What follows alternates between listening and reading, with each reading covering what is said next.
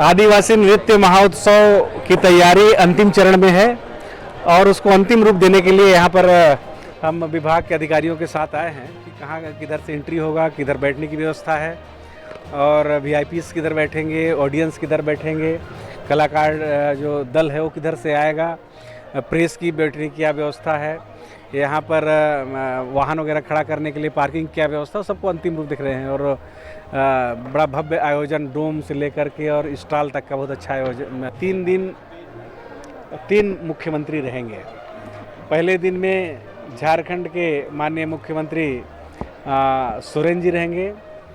दूसरे दिन पंजाब के मुख्यमंत्री चन्नी साहब रहेंगे और समापन के दिन हमारे मुख्य अतिथि छत्तीसगढ़ के माननीय मुख्यमंत्री भूपेश बघेल जी रहेंगे। बीजेपी हमारा शुभचिंतक है। निंदक न्यारी राखे आंगन कुटी छबाए, बिन पानी बिन सावना निर्मल करे सुहाए।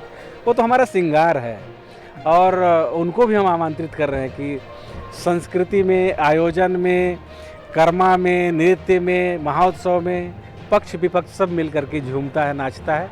हम उनको भी बुला रहे हैं, किसी को शिकायत का मौका नहीं देंगे।